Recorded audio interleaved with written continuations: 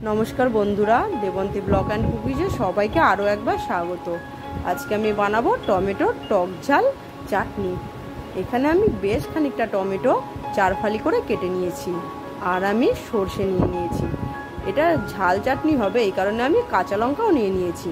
প্রথমে আমি সরষে নুন হলুদ আর কাঁচা লঙ্কাটাকে পেস্ট করে নেব ভালো করে। আর এদিকে আমরা চাটনিটা বানানো শুরু করে দিই।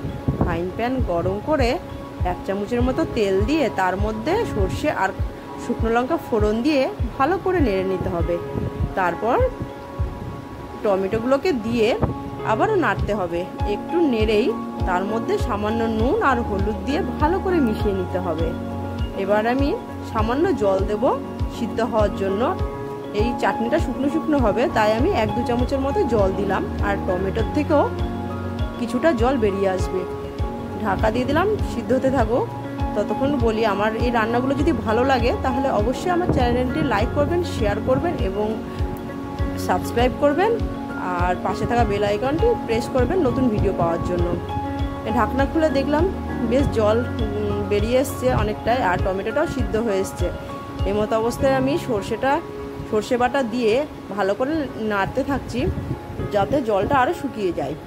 বেশ মাখা মাখা হয়ে এসছে। এবার নামিয়ে গরম ভাতের সাথে পরিবেশন করুন, বেশ ভালো লাগবে। সবাই ভালো থাকবেন, সুস্থ থাকবেন। নমস্কার।